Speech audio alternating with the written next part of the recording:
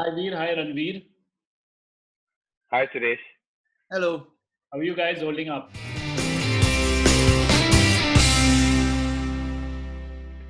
Yeah, holding up, barely.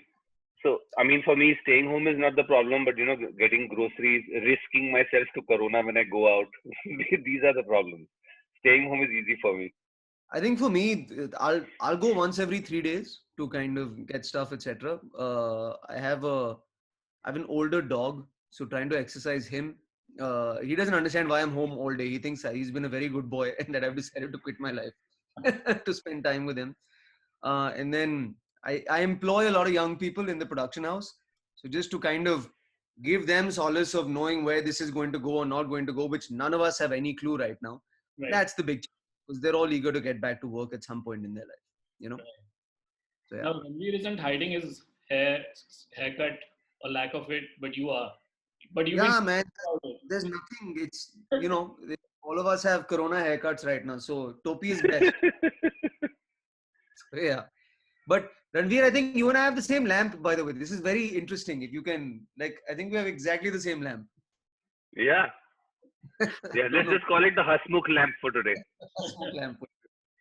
Okay, talking about Hasmukh, I want to start off by asking you, Veer, um, it's a very interesting premise. Yeah. Like, there's a stand-up comic, and his Viagra sort of to perform is to kill. So it's something that I took to Nikhil Advani about 3 years ago, 3.5 years ago. It came from two places. One was uh, I'm reasonably superstitious about what I do before I get on stage. So I will do the same thing. I have a belt that I've worn for every show since I was 21 years old. So that's 19 years. I will not get on stage without. I have one particular song that I'll listen to. I have like one particular workout that I'll do, and then the other emotional beat of it was when you start out as a comic. Oftentimes you start out as a writer and you haven't figured out how to be yourself on stage. So you write good jokes, but you're shit on stage. And when I was starting out in open mics, I got booed off stage some 7-8 weeks in a row. And the first time I got a laugh is when I went up and actually yelled at people because I was so frustrated and angry. And it was a mix of those two things. Saying, wouldn't it be funny if there was a guy who was just a shit comic, a terrible comic, but a good writer, and he needed to murder just before he got on stage to learn to be himself on stage. So took it to Nikhil Advani. It was very funny, kind of outrageous, and he kind of added like gravity and made it real and made it darker, a lot darker. So that's how we got it. Okay. Ranvir, you, when you read the script or heard it? Yeah, well, for me, it was Nikhil called me and he told me about the part that he wants me to play. Of course, first he told me Veer is playing the title character, the title part, and going by the premise, I was like, that's as perfect as it can get. You know, if there's one guy who I know who has a very silent and demure exterior, but has can potentially be a killer inside, it's Deepdar. But for the part that he told me, it was a really, it's a really lowly take on management, on artist management, I have to say.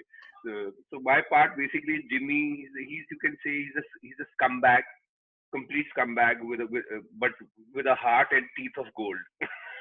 So that was one of the big things about. One of the first things that Nikhil told me, which he wanted, was that this character has the front two teeth are gold. So that was kind of a. I was like, that's freaky. I've never done that before.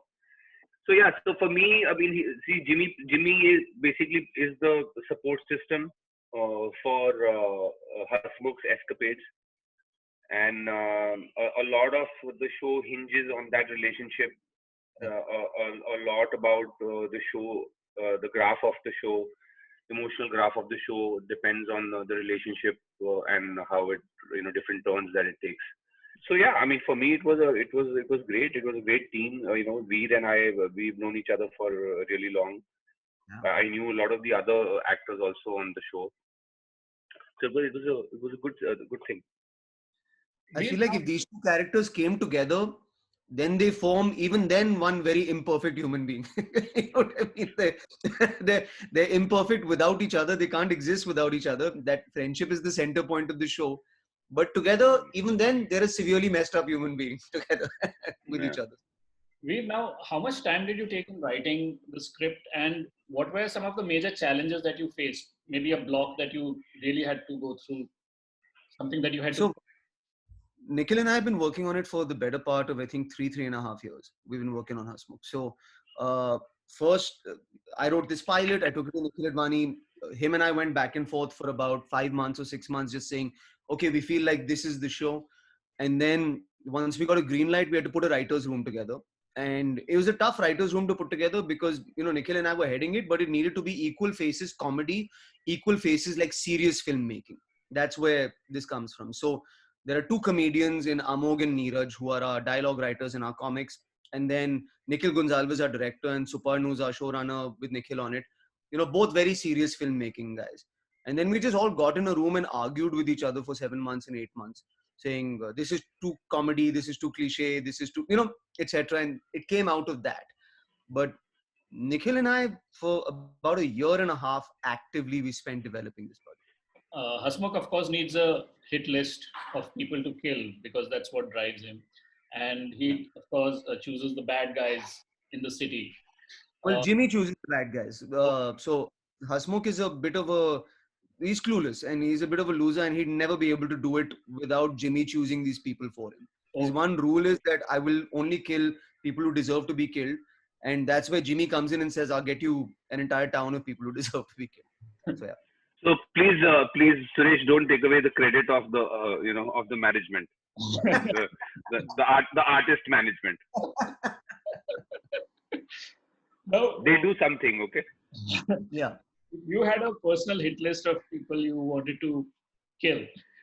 Which kind of people would be on that list? Which type of people would be on that list? Ranvir, why don't you go first? Artist manager.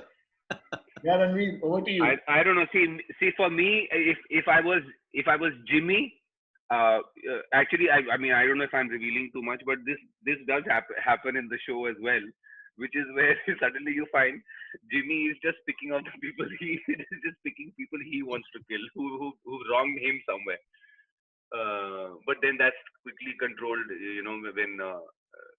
when Hasmukh finds out and he says, you're just picking the people you want to kill. But for me, I mean, what kind of people would I don't know. I have a very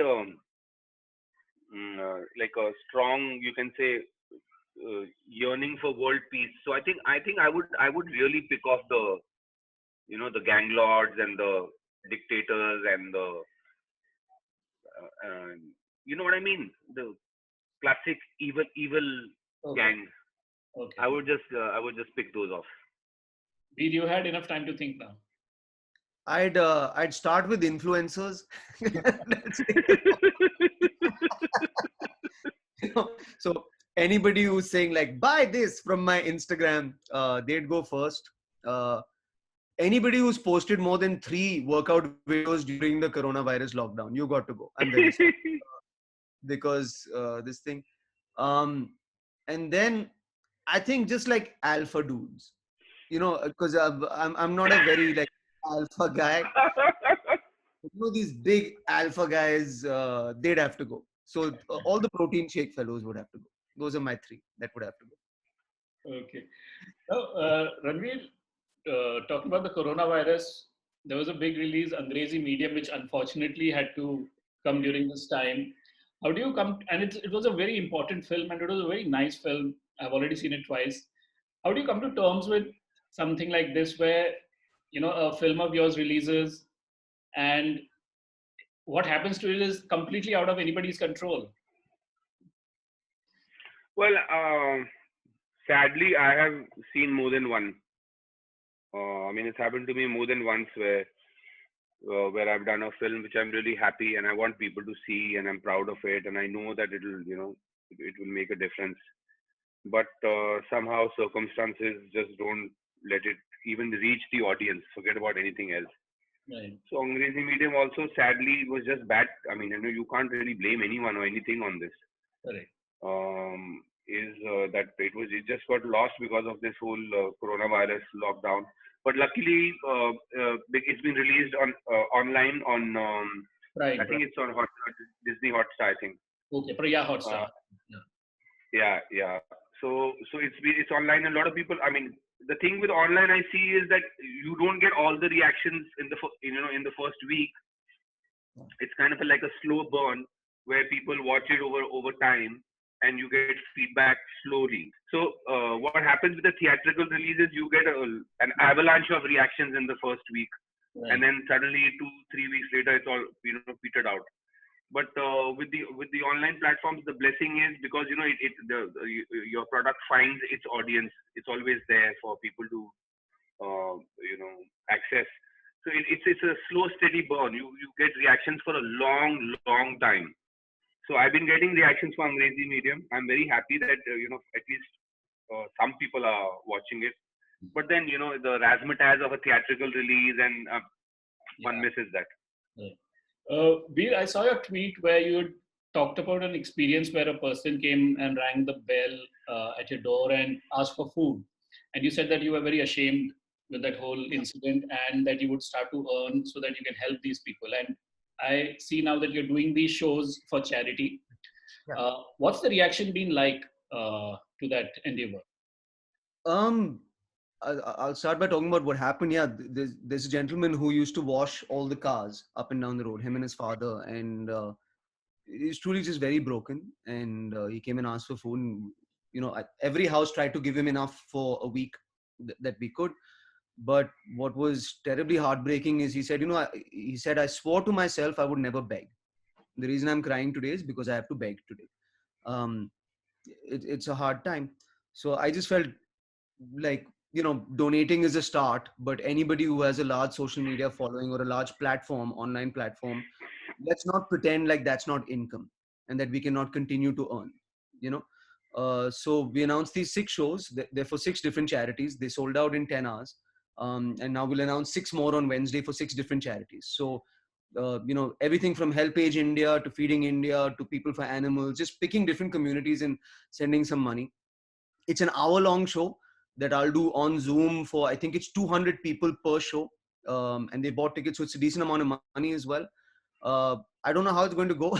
I've never done, that many Zoom shows before, but I'm going to try and make them as entertaining as I possibly can so that I can keep doing this until the lockdown is done. If I can do a show a night and send money somewhere, and at the end of the day, what's the price? I'm still getting to do what I do and what I love to do every single night, like it's a normal gig. So yeah. Right. Ranveer, I saw that you were contributing to specifically, street animals, organizations which are looking after animals. Have you been always passionate about that?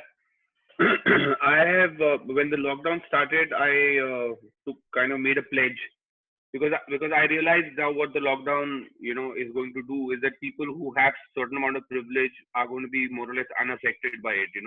Right. But it's the people who who depend on the daily cycle, even to feed themselves. Those are the people who are going to be affected the most. So when the lockdown started, I made a pledge that every day I will donate to one charity, since I can't afford to make a silent, anonymous donation that will really make a huge difference. I decided to do micro donations every day and talk about one charity every day from my social media, and try and get other people to help those charities, because I also contributed to the official ones, which is the Prime Minister's and the Chief Minister's Relief Fund. So it was, the only idea was that to flood it from all channels so that as much as possible will reach the corners that need it. Now we'll all be waiting for Hasmukh on 17th April. But before that, which are the 3 shows or films that you would recommend that people watch that you probably binged on? We are very honest with you. I'm watching lots of documentaries just because I don't know why, just circumstantially, because my wife and I try and watch one every day. I saw Jamtara. I like Jamtara. I'm halfway through it. I'm not done. Sorry. Um, I've been kind of going back and revisiting some like old comics that I really like as well. I don't know if you guys, because I'm writing something set in Punjab. I don't know if you guys remember Flop Show with Now, Jaspal Bhatt. Yeah, of course. So I've been watching Flop Show, and a lot of it is on YouTube.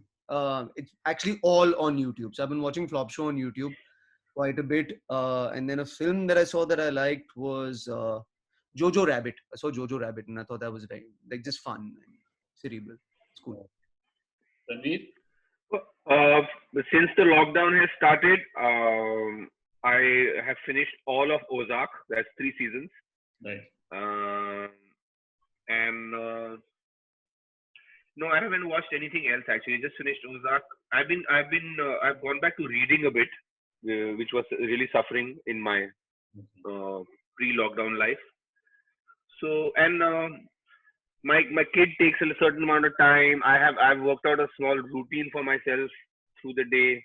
Okay. That's very important. Otherwise,